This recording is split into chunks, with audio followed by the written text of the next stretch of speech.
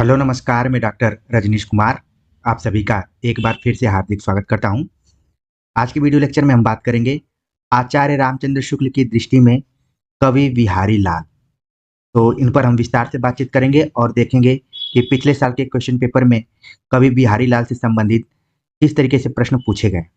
जब आप आचार्य रामचंद्र शुक्ल का इतिहास ग्रंथ पढ़ेंगे तो कवि बिहारी लाल के बारे में उन्होंने रीतिकाल के प्रकरण 2 के अंतर्गत रीति ग्रंथकार नाम से शीर्षक में शामिल किया हुआ है और बिहारी लाल को चौथे नंबर पर रखा है। यानी कि इनसे पहले चिंतामणि, बेनी और जसवंत सिंह का नाम उन्होंने लिया है। तो ध्यान में रखिए, हो सकता है कि बदलते हुए पैटर्न में सवाल पूछ लिया जाए कि आचार्य रामचंद्र शुक्ल ने अपने इतिहास ग्रंथ में कवि बिहारी लाल को किस नंबर पर रखा है या फिर किस नंबर पर उनका जिक्र किया है। तो चौथे नंबर पर है, प्रकरण 2 के अंतर्गत है, रीति ग्रंथकार के रूप में है। वैसे हम किताबों में पढ़ते हैं कि बिहारी का संबंध रीति सिद्ध कवियों के अंतर्गत रखा गया है, जो कि आपने पढ़ा होगा किताबों में। ठीक है, खासतौर से विश्वनाथ प्रसाद मिश्र ने जो रीतिकाल के 3 भाग किए हुए हैं उनमें रीति सिद्ध के अंतर्गत बिहारी लाल का नाम आता है, लेकिन आचार्य रामचंद्र शुक्ल ने इनको रीति ग्रंथकार के रूप में ही देखा है। तो चलते हैं, बात करते हैं बिहारी लाल के बारे में। आचार्य रामचंद्र शुक्ल लिखते हैं, ये माथुर चौबे कहे जाते हैं और इनका जन्म ग्वालियर के पास बसुआ गोविंदपुर गांव में संवत 1660 के लगभग माना जाता है। तो आपको ध्यान में रखना है कि बिहारी लाल माथुर चौबे भी कहे जाते हैं। इनका जन्म ग्वालियर में हुआ। ग्वालियर में गांव है बसुआ गोविंदपुर। आगे शुक्ल जी लिखते हैं कि एक दोहे के अनुसार इनकी बाल्यावस्था बुंदेलखंड में बीती और तरुणावस्था में ये अपनी ससुराल मथुरा में आ रहे। अनुमानतः ये संवत 1720 तक वर्तमान रहे। तो आप देख रहे हैं कि बिहारी का जन्म भी, जो इनका जीवन रहा है, ये थोड़ा सा अस्थिर रहा है। आप देख रहे हैं कि इनका जो बाल्यावस्था है, जो बचपन है, बुंदेलखंड में बीता, लेकिन जैसे ही युवावस्था में आए और कुछ देर तक ये अपने ससुराल मथुरा में भी रहे। तो ध्यान में रखना है कि ग्वालियर और मथुरा दोनों से इनका संबंध रहा है। आगे जो बहुत ही इंपॉर्टेंट पॉइंट है कि ग्वालियर और मथुरा में रहने के बाद ये जयपुर के मिर्जा राजा जय शाह, जिनको कि महाराज जय सिंह के नाम से भी जाना जाता है, उनके दरबार में रहा करते थे। तो ये टर्निंग पॉइंट्स है जिस कवि बिहारी लाल को हम लोग बचपन की कक्षाओं से लेकर ऊंची कक्षाओं तक पढ़ते हैं। उनका ये कुछ जीवन से जुड़ा हुआ यहाँ पर तथ्य है। ग्वालियर मथुरा के बाद जिस राजा के दरबार में कवि बिहारी रहते हैं वो राजा जयपुर में रहते हैं, जिनका एक नाम है जय शाह, लेकिन उनको जय सिंह के नाम से भी जाना जाता है। उन्हीं के दरबार में रहते थे। आगे शुक्ल जी लिखते हैं कि कहा जाता है कि जिस समय वे कविश्वर जयपुर पहुंचे उस समय महाराज अपनी छोटी रानी के प्रेम में इतने लीन रहा करते थे कि राजकाज देखने के लिए महलों के बाहर निकलते ही न थे। इस पर सरदारों की सलाह से बिहारी ने यह दोहा किसी प्रकार महाराज के पास भीतर भिजवाया। नहीं पराग नहीं मधुर मधु नहीं विकास ही काल, अली कली ही स्यों बधियों आगे कौन हवा। एक तरीके से ये आप पंक्तियां देख रहे हैं कि पिछले पेपर्स में बहुत बार पूछी गई हैं और इसमें पूछा भी जाता है कि कौन सा अलंकार है। अनुक्ति अलंकार इसमें है। और आप देख रहे हैं कि हम अक्सर वन लाइनर किताबों में पढ़ते हैं कि ये पंक्ति बिहारी ने जय सिंह के बारे में लिखा था। तो ये तो बात सही है, लेकिन यहाँ पर एक नया तथ्य आप लोग देख रहे हैं कि ये पंक्ति लिखने के लिए सरदारों की सलाह से बिहारी ने इसको लिखा है। ये भी सवाल पूछा जा सकता है बदलते हुए पैटर्न में, कौन सही है, किस एक्सपर्ट्स का माथा घूमे और पूछ दे कि नहीं पराग नहीं मधुर मधु नहीं विकास ही काल बिहारी ने किसकी सलाह पर लिखा था। तो जो विद्यार्थी इस लेक्चर को गंभीरता से सुन रहे होंगे और नोट्स बना रहे होंगे, उनके लिए वो प्रश्न बहुत कठिन नहीं होगा। तो ध्यान में रखते जाइए और स्टोरी के रूप में चीजों को दिमाग में बैठाते जाइए। आगे शुक्ल जी लिखते हैं कि जैसे ही बिहारी ने इस दोहे को लिखा तो कहते हैं कि इस पर महाराज बाहर निकले और तभी से बिहारी का मान बहुत अधिक बढ़ गया। तो यहाँ पर आप देख रहे हैं कि उल्टा हो रहा है। वर्तमान समय में या फिर इस समय कुछ इस तरीके से लिख दिया जाए तो उस पर कार्रवाई भी हो सकती है, लेकिन यहाँ पर महाराज इससे बहुत प्रभावित होते हैं इस पंक्ति से, और बिहारी का वो सम्मान करना शुरू कर देते हैं। बिहारी का मान बहुत अधिक बढ़ गया।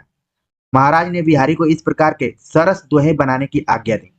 और क्या हुआ कि जैसे ही पंक्तियां राजा जय सिंह सुनते हैं, इसके बाद बिहारी को आज्ञा देते हैं कि इसी तरीके की और सरस दोहे तुम बनाओ, बहुत अच्छा लिख रहे हो, इसी तरीके से लिखो। इस टाइप से उन्होंने बिहारी को प्रोत्साहित किया। अब क्या था, बिहारी दोहे बनाकर सुनाने लगे और प्रति दोहे पर एक अशर्फी मिलने लगी। उनको उनके एक एक दोहे पर एक एक अशर्फी मिलना शुरू हो गई सम्मान के तौर पर। इस प्रकार 700 दोहे बने जो संग्रहित होकर बिहारी सतसई के नाम से प्रसिद्ध हुए। ये भी आपके एग्जाम के दृष्टिकोण से बहुत ही इंपॉर्टेंट है। कई बार परीक्षाओं में पूछा जाता है कि बिहारी सतसई में कुल कितने दोहे शामिल हैं। तो यहाँ पर आप देख रहे हैं कि 700 दोहे की बात की जा रही है, लेकिन आपके सिलेबस में जगन्नाथ दास रत्नाकर की पुस्तक लगी हुई है बिहारी सतसई या बिहारी रत्नाकर नाम से, उसमें 713 दोहों की चर्चा की गई। तो उस पर जब हम बात करेंगे तो हम आपको बताएंगे कि कहाँ पर लिखा गया इस तरीके से। फिर भी आप ध्यान में रखिए कि 700 लेकर 713 दोहों की चर्चा की गई है। कुछ किताबों में 719 भी दिखाई पड़ता है। तो कुल मिलाकर यही है कि बिहारी ने बिहारी सतसई नाम से जो रचना लिखी उसमें 700 प्लस दोहे शामिल है। और इकलौती इनकी ये रचना है। शुक्ल जी लिखते हैं कि श्रृंगार रस के ग्रंथों में जितनी ख्याति और जितना मान बिहारी सतसई का हुआ, उतना और किसी का नहीं। अगर आप सभी पिछले साल के क्वेश्चन पेपर को देखे होंगे, जो भी 10, 15, 20 साल के क्वेश्चन पेपर्स आपको प्रैक्टिस सेट में मिलते हैं, वहां पर ये कथन कहीं ना कहीं आपको जरूर दिखाई पड़ा होगा कि श्रृंगार रस के ग्रंथों में जितनी ख्याति और जितना मान बिहारी सतसई का हुआ, उतना और किसी का नहीं हुआ। किसका कथन है? तुरंत आपके दिमाग में आएगा कि आचार्य रामचंद्र शुक्ल का है। आगे वे लिखते हैं, इसका एक एक दोहा हिंदी साहित्य में एक एक रत्न माना जाता है। ये भी काफी इंपॉर्टेंट कोटेशन है, इसको आप भी ध्यान में रखिए कि ये किस रचना के संदर्भ में बात कही गई है।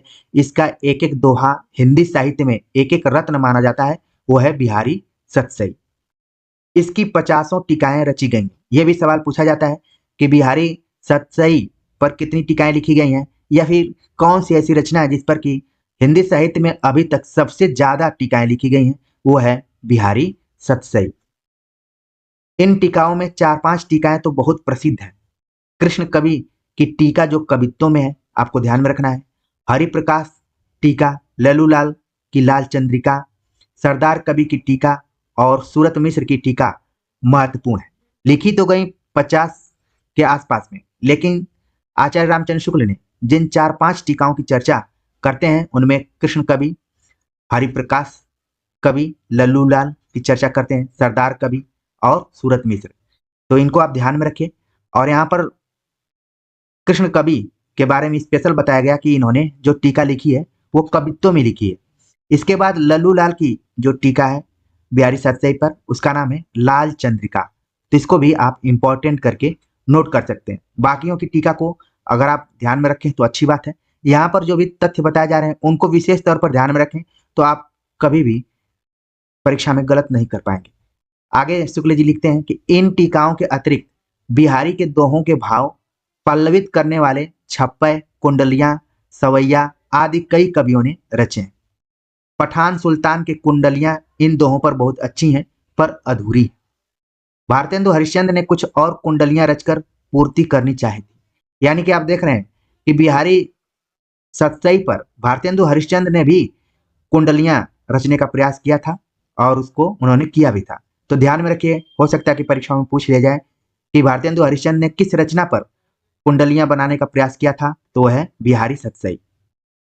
भारतेंदु हरिश्चंद्र के अतिरिक्त आप देख रहे हैं कि पंडित अंबिका दत्त व्यास ने अपने बिहारी बिहार में सब दोहों के भावों को पल्लवित करके रोला छंद लगाए हैं। जहां आप देख रहे हैं कि भारतेंदु हरिश्चंद्र ने कुंडलियां छंद का प्रयोग किया, वहीं पंडित अंबिका दत्त व्यास ने बिहार बिहारी बिहार नाम से रचना की और उसको रोला छंद में उन्होंने प्रस्तुत करने का प्रयास किया है। कई बार ये परीक्षाओं में पूछा जा चुका है, इसको मोस्ट इंपॉर्टेंट करके आप अपने दिमाग में रखिए। इसके अतिरिक्त पंडित परमानंद ने श्रृंगार सप्तशती के नाम से दोहों का संस्कृत अनुवाद किया है। ये बहुत बड़ा काम है। हो सकता है कि परीक्षाओं में पूछा जा सकता है कि श्रृंगार सप्तशती नाम से संस्कृत में बिहारी सतसई के दोहों का अनुवाद किसने किया था? परमानंद ने किया था। तो इसको बिल्कुल ध्यान में रखिए।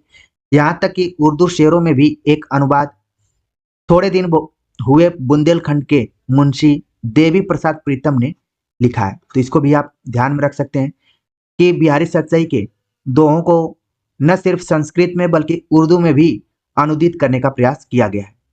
इस प्रकार बिहारी संबंधी एक अलग साहित्य ही खड़ा हो गया है। इतने से ही इस ग्रंथ की सर्वप्रियता का अनुमान हो सकता है, क्योंकि ये जब सर्वप्रिय है तभी अलग अलग तरीके से अलग अलग कवियों ने, रचनाकारों ने बिहारी सतसई को केंद्र में रखते हुए अनुवाद और दोहों का निर्माण करने का प्रयास किया है। आगे आचार्य रामचंद्र शुक्ल लिखते हैं, बिहारी का सबसे उत्तम और प्रामाणिक संस्करण बड़ी मार्मिक टीका के साथ थोड़े दिन हुए प्रसिद्ध साहित्य मर्मज्ञ और ब्रज भाषा के प्रधान आधुनिक कवि बाबू जगन्नाथ दास रत्नाकर ने निकाला है। कई बार परीक्षाओं में सीधे सीधे एक कोटेशन प्रश्न के तौर पर बना दिया जाता है और पूछा जाता है कि बिहारी सतसई पर लगभग 50 टीकाएं लिखी गई हैं, लेकिन सबसे उत्तम प्रामाणिक कौन सी टीका है? तो वो है बाबू जगन्नाथ दास रत्नाकर। जिस बिहारी सतसई पर टीका निकाली है वही है जिसका नाम है बिहारी रत्नाकर। ठीक है, तो इसको ध्यान में रखिए। और शुक्ल जी लिखते हैं कि जितने श्रम और जितनी सावधानी से यह संपादित हुआ है, आज तक हिंदी का और कोई ग्रंथ नहीं हुआ है। यानी कि जगन्नाथ दास रत्नाकर ने काफी मेहनत से बिहारी सतसई पर टीका लिखी है और संयोग से वो यूजीसी नेट के सिलेबस में भी लगा हुआ है, जिस पर कि हम समय आने पर बातचीत करेंगे। आगे लिखते हैं शुक्ल जी कि बिहारी ने इस सतसई के अतिरिक्त और कोई ग्रंथ नहीं लिखा। यही एक ग्रंथ उनकी इतनी बड़ी कीर्ति का आधार है। कई बार आपने देखा होगा, ये जो यहाँ पर वाक्य आप देख रहे हैं, इसी तरीके से पद्मावत में भी जब हम बातचीत कर रहे थे तो आचार्य रामचंद्र शुक्ल ने जायसी के कीर्ति के लिए पद्मावत रचना को बताया कि आधार है, और यहाँ पर बिहारी के संदर्भ में भी बता रहे हैं कि बिहारी ने इस सतसई के अतिरिक्त और कोई ग्रंथ नहीं लिखा है, इकलौता इनका ग्रंथ है। ये भी सवाल पूछा जाता है। और आगे लिखते हैं कि यही एक ग्रंथ उनकी इतनी बड़ी कीर्ति का आधार है। मान लीजिए इतना दूर एक कोटेशन पूछ लिया जाता है और ऑप्शन में पद्मावत भी हो गया, रामचरितमानस हो गया, या फिर बिहारी सतसई हो गया, ठीक है, सूर सागर हो गया, तो आप लोगों को तुरंत पकड़ लेना चाहिए कि ये बात बिहारी सतसई के बारे में आचार्य रामचंद्र शुक्ल कह रहे हैं कि यही एक ग्रंथ उनकी इतनी बड़ी कीर्ति का आधार है। यह बात साहित्य क्षेत्र के इस तथ्य की घोषणा कर रहा है कि किसी कवि का यश उसकी रचनाओं के परिमाण के हिसाब से नहीं होता, गुण के हिसाब से होता है। ये बहुत बड़ी बात यहाँ पर कही जा रही है। अगर परीक्षा के दृष्टिकोण से हम देखें तो आचार्य रामचंद्र शुक्ल ने लिखा कि किसी कवि का यश उसकी रचनाओं के परिमाण यानी संख्या के हिसाब से नहीं होता, बल्कि उसकी गुणवत्ता के हिसाब से होता है कि वो कितना इंपॉर्टेंट है। तो ये किस रचना के बारे में बात कही जा रही है? तो वो रचना है बिहारी सतसई। तो इसको बिल्कुल आप ध्यान में रखिए। और कथन किसका है? आचार्य रामचंद्र शुक्ल का है। आगे काफी इंपॉर्टेंट कथन आने वाले हैं। शुक्ल जी लिखते हैं, मुक्तक कविता में जो गुण होना चाहिए वह बिहारी के दोहों में अपने चरम उत्कर्ष को पहुंचा है, इसमें कोई संदेह नहीं है। इस कथन को भी ध्यान में रखिए। मुक्तक के बारे में उन्होंने कहा कि मुक्तक कविता में जो गुण होना चाहिए, जो उसकी विशेषता होनी चाहिए, वह बिहारी के दोहों में अपने चरम उत्कर्ष को पहुंचा है, प्राप्त हुआ है, इसमें कोई संदेह नहीं है। अब यहाँ पर जो कोटेशन दिया गया काफी इंपॉर्टेंट है। मुक्तक और प्रबंध दोनों में क्या खास समानता होती है, क्या अंतर होता है? क्योंकि जब आप इतिहास ग्रंथ पढ़ेंगे तो कई जगहों पर आप देखेंगे लिखा हुआ है ये मुक्तक काव्य है, कई जगहों पर लिखा रहेगा ये प्रबंध काव्य है। तो ये क्या है दोनों, इसको हम इस छोटे से कोटेशन में समझ सकते हैं। शुक्ल जी लिखते हैं, मुक्तक में प्रबंध के समान रस की धारा नहीं रहती, जिसमें कथा प्रसंग की परिस्थिति में आने को भूला हुआ पाठक मग्न हो जाता है और हृदय एक स्थायी प्रभाव ग्रहण करता है। इसमें तो रस के ऐसे छोटे पड़ते हैं जिनसे हृदय कालिका में थोड़ी देर के लिए खिल उठती है। यहाँ पर छींटे होना चाहिए था।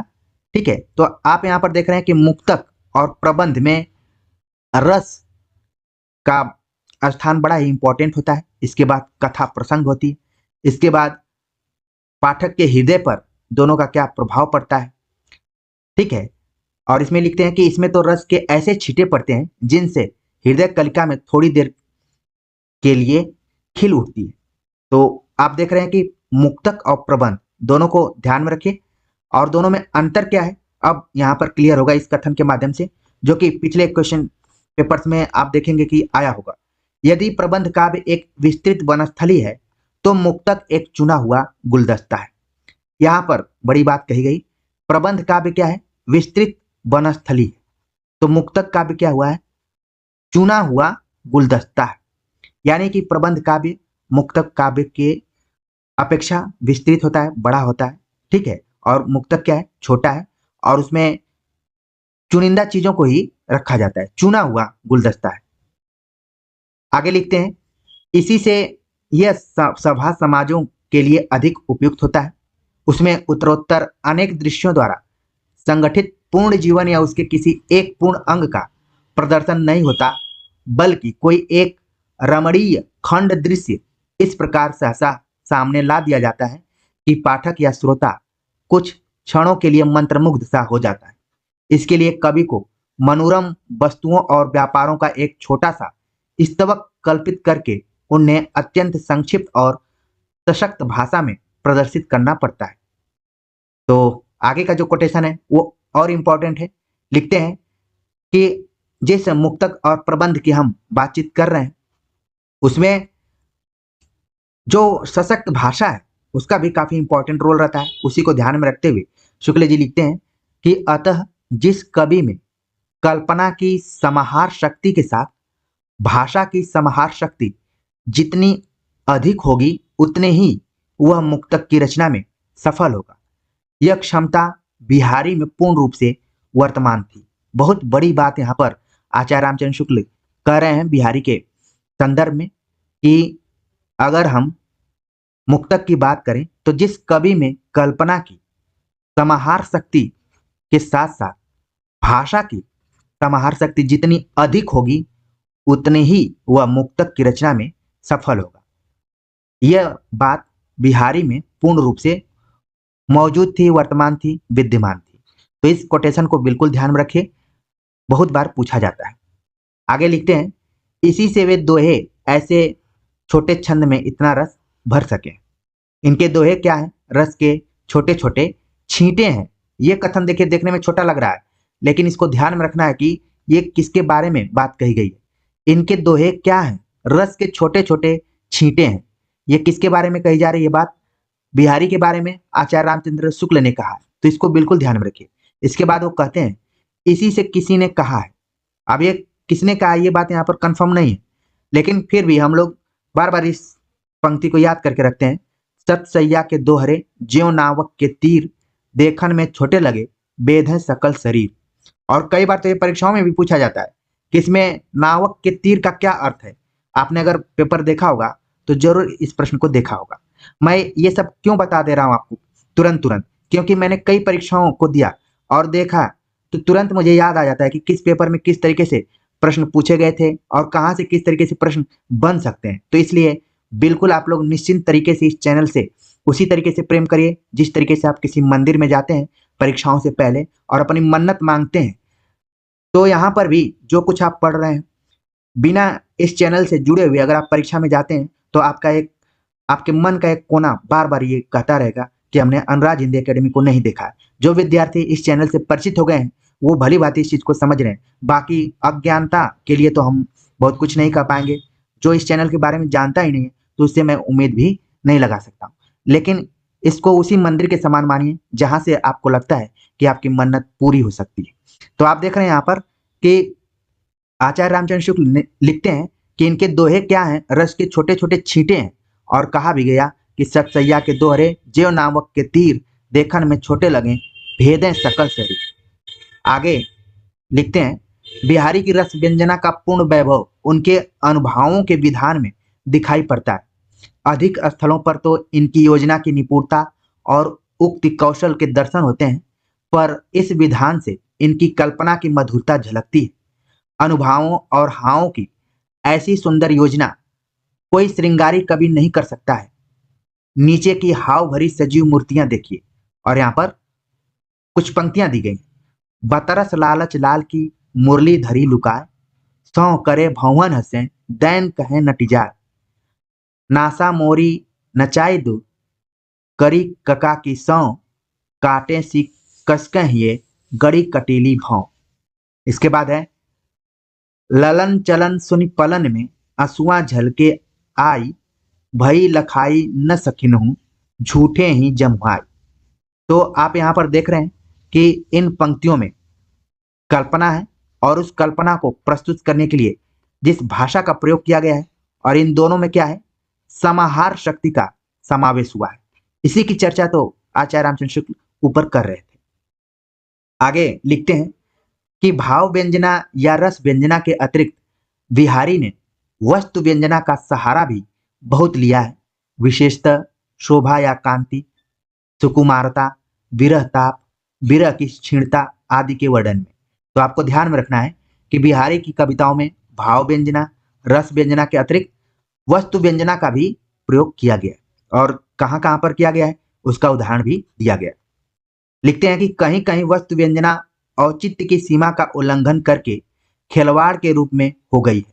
अगर आप पिछले साल के क्वेश्चन पेपर को देखेंगे तो ये कोटेशन आपको वहां पर दिखाई पड़ेगा कि कहीं कहीं वस्तु व्यंजना औचित्य की सीमा का उल्लंघन करके खिलवाड़ के रूप में हो गई है। ये किसका कथन है? आचार्य रामचंद्र शुक्ल का और बिहारी के संदर्भ में। और उदाहरण देते हैं कि कहां पर है कि पत्रा ही तिथि पाइये वा घर के चौपास, नित प्रति पुण्य रहे आनंद ओप उजास। इन पंक्तियों को आपने टेक्स्ट में भी पढ़ा होगा और इतिहास ग्रंथ को पढ़ते हुए, और पेपर में भी आपको ये देखने को मिली होगी। आगे है, छाले परिबे के डरन सकै न हाथ छुआए, झिझकत हिये गुलाब के झवा झवावत पाए, इत आवत चली उत जात चली छ सातक हाथ, चढ़ हिंडोरे सी रहे लगी उशासन साथ। ये भी पंक्ति काफी इंपॉर्टेंट है। इसके बाद है, सीरे जतननी शिशिर ऋतु सही विरहिन तनताप, बसबे को ग्रीष्म दिनन परयो परोसिनी पाप, आड़े दे आले बसन जाड़े हूं की रात, साहस कह कह नेह बस सखी सबे ढिंग जात। शुक्ल जी लिखते हैं कि अनेक स्थानों पर इनके व्यंग्यार्थ को स्पष्ट करने के लिए बड़ी क्लिष्ट कल्पना अपेक्षित होती है। ऐसे स्थलों पर केवल रीति या रूढ़ ही पाठक की सहायता करती है और उसे पूरे प्रसंग का आक्षेप करना पड़ता है। ऐसे दोहे बिहारी में बहुत से हैं, पर यहाँ दो एक उदाहरण ही पर्याप्त होंगे। भीड़ परोसनी इव हवै गहे जु गहे सयान, सबय संदेशे कही कहो मुस्काहट मान, नए बिरह बढ़ती विथा खरी विकल जिय बाल, बिलखी देखी परोसिनियो हरसी हंसी तिहिकार। तो आप देख रहे हैं कि यहाँ पर बिहारी ने व्यंग्यार्थ का प्रयोग करते हुए किस तरीके से अपनी पंक्तियों को गढ़ा है। आचार्य रामचंद्र शुक्ल लिखते हैं कि इन उदाहरणों से स्पष्ट है कि बिहारी का गागर में सागर भरने का जो गुण इतना प्रसिद्ध है, वह बहुत कुछ रूढ़ की स्थापना से ही संभव हुआ है। यदि नायिका भेद की प्रथा इतने जोर शोर से न चल गई होती तो बिहारी को इस प्रकार की पहेली बुझाने का साहस न होता। अलंकारों की योजना भी इस कवि ने बड़ी निपुणता से की है। किसी किसी दोहे में कई अलंकार उलझ पड़े हैं, पर उनके कारण कहीं भद्दापन नहीं आया है। जैसे उन्होंने उदाहरण दिया कि असंगति और विरोधाभास। अलंकार को लेकर कई बार पाठकों में कंफ्यूजन सा क्रिएट हो जाता है कि यहाँ पर असंगति अलंकार है या फिर विरोधाभास है। उलझन दिखाई पड़ती है बिहारी के दोहों में। तो उदाहरण दिया गया है कि असंगति और विरोधाभास की ये मार्मिक और प्रसिद्ध उक्तियां कितनी अनूठी हैं और बहुत बार परीक्षाओं में पूछी जा चुकी हैं। इसलिए आप सभी एकदम से आंख बंद करके याद कर लीजिए कि किसमें कौन सा अलंकार है। दृग अरुझत टूटत कुटुम जुरत चतुर चितप्रीत, परत गांठ दुर्जन हिये दई नई यह रीत। खूब परीक्षाओं में पूछा गया है। जो विद्यार्थी परीक्षाओं में बैठे होंगे, लगातार बैठे होंगे, वो तुरंत इन बातों को समझ पा रहे होंगे। तो असंगति अलंकार हो गया। इसके बाद है तंत्रीनाद कवित रस, अन बूढ़े बूढ़े तीरे अंग, जे बूढ़े सब सरस राग रति रंग। ये हो गया विरोधाभास। तो इनको दोनों अलंकारों को विशेष तौर पर ध्यान में रखिए। अगर परीक्षा में यहाँ से सीधे सीधे उठा लिया जाए तो आपका आंसर सही होना चाहिए। आगे लिखते हैं कि दो एक जगह व्यंग अलंकार भी बड़े अच्छे ढंग से आए हैं। इस दोहे में रूपक व्यंग है। करे चा सो चुटकी के, खरे उड़ाए हैं मैन, लाज नवाए तरफरत, करत खूंद सी नैन। इसमें क्या हो गया, रूपक अलंकार है और व्यंग के तौर पर प्रस्तुत किया गया है। आगे लिखते हैं कि श्रृंगार के संचारी भावों की व्यंजना भी ऐसे मर्मस्पर्शनी है कि कुछ दोहे सहृदयों के मुंह से बार बार सुने जाते हैं। इस स्मरण में कैसी गंभीर तन्मयता है। सघन कुंज छाया सुखद, शीतल मंद समीर, मन वह जात अजय वह जमुना के तीर। तो इसको आप देख रहे हैं कि श्रृंगार का यहाँ पर वर्णन किया गया इन पंक्तियों में। और जो सहृदय, खास तौर से आचार्य रामचंद्र शुक्ल सहृदय पाठक की बार बार चर्चा करते हैं। ऐसे पाठक जिनके अंदर अगर कविता को समझने की समझ नहीं है, उनके लिए पंक्तियां काले अक्षर भैंस बराबर के समान हो सकती हैं। लेकिन अगर सहृदय हैं तो उनको बार बार याद करने का प्रयास करेंगे। आगे लिखते हैं कि विशुद्ध काव्य के अतिरिक्त बिहारी ने सूक्तियां भी बहुत सही कही हैं। सूक्तियों को आप ध्यान में रखिए कि बिहारी ने कुछ नीतिपरक ऐसी सूक्तियां लिखी हैं जो कि काफी अर्थ प्रदान करने वाली होती हैं। उसी की तरफ संकेत कर रहे हैं कि विशुद्ध काव्य के अतिरिक्त बिहारी ने सूक्तियां भी बहुत सही कही हैं, जिनमें बहुत सी नीति संबंधिनी है, यानी कि नीति से जुड़ी हुई है।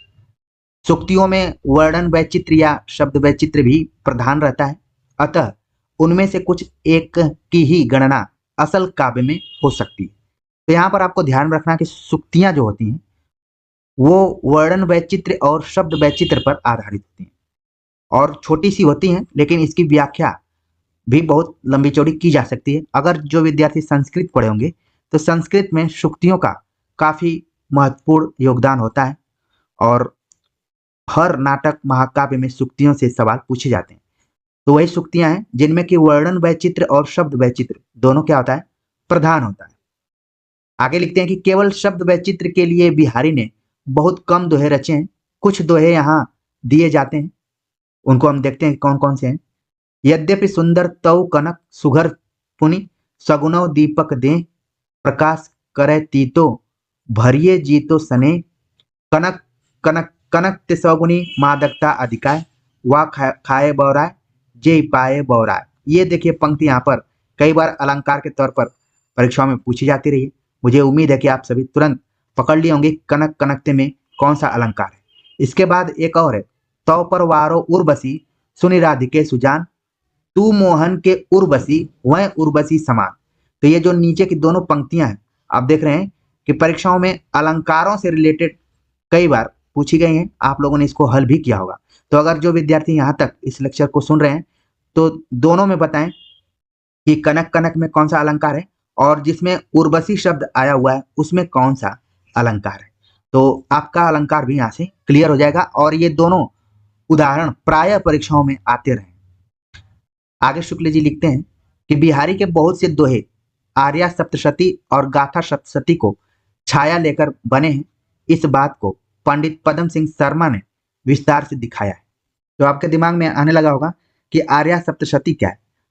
आर्या सप्तशती जब आप प्राकृत, संस्कृत और प्राकृत इत्यादि पढ़ेंगे तो इसमें इसका जिक्र होता है।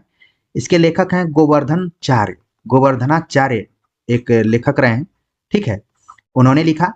और गाथा सप्तशती को आपने पढ़ा होगा कि हाल नाम के कवि हैं, ठीक है। गाथा को आपने पढ़ा होगा कि गाहा भी कहा जाता है, जैसे दोहा को दूहा कहा जाता है उसी तरीके से गाथा को गाहा भी कहा जाता है। तो बिहारी के ऊपर, यानी कि बिहारी के जो भी दोहे हैं उन पर आर्या सप्तशती और गाथा सप्तशती दोनों का प्रभाव पड़ा हुआ है। यहाँ पर लिखा गया है कि इनके बहुत से दोहे आर्या सप्तशती और गाथा सप्तशती को छाया लेकर बने हुए हैं। छाया मतलब इनका प्रभाव, जिस पर कि पंडित पदम सिंह शर्मा का ध्यान गया हुआ, उन्होंने इसको क्लियर विस्तार से दिखाया है। पर साथ ही उन्होंने यह भी स्पष्ट कर दिया है कि बिहारी ने गृहीत भावों को अपनी प्रतिभा के बल से किस प्रकार एक स्वतंत्र और कहीं कहीं अधिक सुंदर रूप दे दिया है। बिहारी की भाषा चलती होने पर भी साहित्यिक है। यह कथन काफी इंपॉर्टेंट यहाँ पर आप सभी के लिए, क्योंकि बदलते हुए पैटर्न में बिहारी से संबंधित पूछ दिया जाएगा कि आचार्य शुक्ल के कथन कौन से सही हैं। तो पहला ऑप्शन मान लीजिए हो जाएगा, बिहारी की भाषा चलती होने पर भी साहित्यिक है। वाक्य संरचना व्यवस्थित है, दूसरा यहाँ पर, और शब्दों के रूप का व्यवहार एक निश्चित प्रणाली पर है, ये तीसरा ऑप्शन हो जाएगा। यह बात बहुत कम कवियों में पाई जाती है। यहाँ पर ध्यान रखना है कि बिहारी की भाषा चलती होने पर भी क्या है, साहित्यिक है। वाक्य रचना व्यवस्थित है, शब्दों के रूप का व्यवहार एक निश्चित प्रणाली पर है। जो ये तीनों विशेषताएं बताई गई हैं, ये बहुत कम कवियों में पाई जाती हैं, ऐसा आचार्य रामचंद्र शुक्ल का मानना है।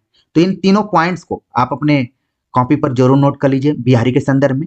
आगे एक और पॉइंट है कि ब्रज भाषा के कवियों में शब्दों को तोड़ मरोड़ कर विकृत करने की आदत बहुतों में पाई जाती है, ठीक है। लेकिन आप आगे देखेंगे कि जो चौथी विशेषता है कि तोड़ मरोड़ कर शब्दों को प्रयोग किया जाता है, ये बिहारी में नहीं है। किसमें है आगे बता रहे हो।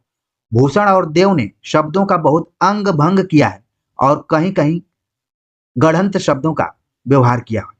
तो यहाँ पर मान लीजिए एक कोटेशन आ जाता है कि भूषण और देव ने शब्दों का बहुत अंग भंग किया है, किसका कथन है। तो जो भी विद्यार्थी यहाँ पर इस लेक्चर को सुन रहे होंगे तुरंत बता देंगे कि आचार्य रामचंद्र शुक्ल का।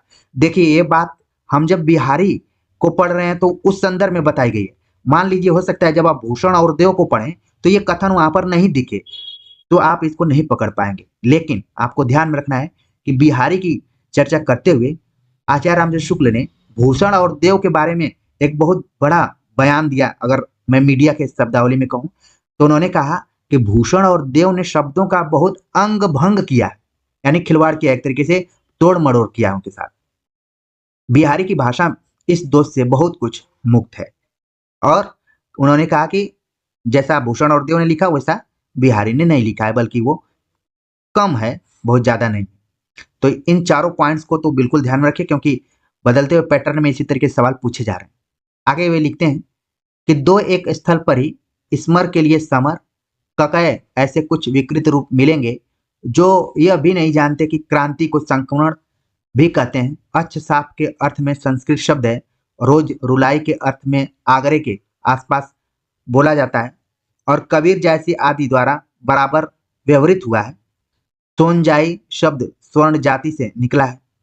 जूही से कोई मतलब नहीं, संस्कृत में वारी और वार दोनों शब्द हैं और वार्ध का अर्थ भी बादल है।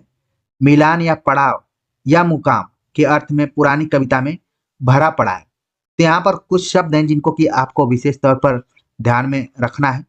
सोनजाई शब्द का अर्थ है स्वर्ण जाति, ठीक है। यहाँ पर वार्ध शब्द का प्रयोग उन्होंने बताया कि बादल के अर्थ में है। तो बता रहे हैं कि लगातार ये शब्दों के साथ जो रीतिकालीन कवि हैं किस तरीके से तोड़ मरोड़ या फिर इनका व्यवहार करते हैं। चलती ब्रज भाषा में पिछानना रूप ही आता है। खटकति का रूप बहुवचन में भी यही रहेगा। यदि 50 शब्द उनकी समझ में न आए तो बेचारे बिहारी का क्या दोष है। इन्होंने यहाँ पर एक तरीके से बिहारी को माफ कर दिया। लेकिन यही आचार्य रामचंद्र शुक्ल हैं जब केशव दास का मूल्यांकन करते हैं तो वहां पर बड़ा ही आक्रामक हो जाते हैं और कहते हैं कि ये हृदयहीन कवि थे, इनको हृदय नहीं मिला था। लेकिन यहाँ पर आप देख रहे हैं शब्द को, कह रहे हैं कि यदि 50 शब्द उनकी समझ में न आए तो बेचारे बिहारी का क्या दोष है। ये देखिए यहाँ पर किस तरीके से आचार्य रामचंद्र शुक्ल बिहारी का मूल्यांकन कर रहे हैं, उनके पक्ष में अपनी बातों को रख रहे हैं। आगे लिखते हैं कि बिहारी ने यद्यपि लक्षण ग्रंथ के रूप में अपनी सत्सई नहीं लिखी है, पर नक्शिक नायिका भेद तट ऋतु के अंतर्गत उनके सब श्रृंगारी दोहे आ जाते हैं और कई टीकाकारों ने दोहों को इस प्रकार के साहित्यिक क्रम के साथ भी रखा है। जैसा कि कहा जा चुका है, दोहों को बनाते समय बिहारी का ध्यान लक्षणों पर अवश्य था, इसीलिए हमने बिहारी को रीतिकाल के फुटकल कवियों में न रखकर उक्त काल के प्रतिनिधि कवियों में ही रखा है। ये देखिए यहाँ पर बड़ी बात जिसकी कि मैंने चर्चा की कि प्रकरण 2 में इनको रखा गया रीति ग्रंथकारों के क्रम में। चाहते तो आचार्य रामचंद्र शुक्ल बिहारी को फुटकल में रख सकते थे, जैसे आदिकाल में उन्होंने विद्यापति और अमीर खुसरो को रखा है, लेकिन यहाँ पर बिहारी को उन्होंने एक प्रतिनिधि कवि के रूप में ही रखा है, तो इसको भी ध्यान में रखिए। आगे लिखते हैं, जो भी बहुत ही इंपॉर्टेंट कोटेशन है, परीक्षाओं में खूब पूछा गया है। बिहारी की कृति का मूल्य जो बहुत अधिक आंका गया, उसे अधिकतर रचना की बारीकी या काव्यांगों के सूक्ष्म विन्यास की निपुणता की ओर ही मुख्यतः दृष्टि रखने वाले पारखियों के पक्ष में समझना चाहिए, उनके पक्षों से समझना चाहिए जो किसी हाथी दांत के टुकड़े पर महीन बेलबूटे देख घंटों वाह वाह किया करते हैं, पर जो हृदय के अंतःस्थल पर मार्मिक प्रभाव चाहते हैं, किसी भाव की स्वच्छ निर्मल धारा में कुछ देर तक अपना मन मग्न रखना चाहते हैं, उनका संतोष बिहारी से नहीं हो सकता। तो एक तरीके से ये पाठकों की तरफ और आलोचकों की तरफ भी संकेत कर दे रहे हैं कि अगर किस तरीके के पाठक होंगे और आलोचक होंगे तो उनके लिए बिहारी पर्याप्त नहीं होंगे। जो यहाँ पर मैंने हाईलाइट किया हुआ है, ये कोटेशन कई बार परीक्षाओं में पूछा जा चुका है, इनको ध्यान में रखिए। आगे शुक्ल जी लिखते हैं, बिहारी का काव्य हृदय में किसी ऐसी लय या संगीत का संचार नहीं करता जिसकी स्वर धारा कुछ काल तक गूंजती रहे। यदि घुले हुए भावों का आभ्यंतर प्रवाह बिहारी में होता तो वे एक एक दोहे पर ही संतोष न करते। मार्मिक प्रभाव का विकार करें तो देव और पद्माकर के कवित्व सवयों का सा गुजनेवा प्रभाव बिहारी के दोहों का नहीं पड़ता। तो यहाँ पर देव और पद्माकर दोनों की तुलना भी इन्होंने की है कि जिस प्रकार से उनके कवित्व सवैयों का प्रभाव पाठकों पर पड़ता है, उस तरीके से बिहारी के दोहों का नहीं पड़ता। आगे लिखते हैं कि दूसरी बात यह कि भावों का बहुत उत्कृष्ट और उदात्त स्वरूप बिहारी में नहीं मिलता। कविता उनकी श्रृंगारी है, पर प्रेम की उच्च भूमि पर नहीं पहुंचती, नीचे ही रह जाती है। ये देखिए कथन बहुत ही इंपॉर्टेंट है। आखिरी जो पंक्ति यहाँ पर आप देख रहे हैं कि बिहारी के संदर्भ में शुक्ल जी लिखते हैं कि कविता उनकी श्रृंगारी है, पर प्रेम की उच्च भूमि पर नहीं पहुंचती, नीचे ही रह जाती है। आचार्य रामचंद्र शुक्ल का कथन बिहारी के संदर्भ में। तो उम्मीद है कि जो हमारा प्रयास था कि आचार्य रामचंद्र शुक्ल की दृष्टि में बिहारी कैसे हैं, उनका मूल्यांकन बिहारी ने आचार्य रामचंद्र शुक्ल ने किस तरीके से किया है, वो सभी चीजें आपको समझ में आ गई होंगी। वो महत्वपूर्ण तथ्य और पॉइंट्स भी समझ में आ गए होंगे जो परीक्षाओं के दृष्टिकोण से बहुत महत्वपूर्ण है। और आपने इससे पहले भी आचार्य रामचंद्र शुक्ल का इतिहास ग्रंथ पढ़ते हुए बिहारी को पढ़ा होगा, लेकिन यहाँ पर बहुत सारी चीजें हो सकती हैं कि क्लियर भी हुई होंगी। और यही अंतर होता है, जब आप टीचर्स के साथ पढ़ते हैं, शिक्षक के साथ पढ़ते हैं, तो आपका मन और मस्तिष्क दोनों क्या विस्तृत होता है। तो इसी प्रयास में लगातार मैं आप सभी के साथ जुड़ा हुआ हूँ। कमेंट्स कर जरूर बताइएगा कि आज का ये लेक्चर आप सभी को कैसा लगा। मिलते हैं एक नए टॉपिक के साथ, तब तक के लिए नमस्कार।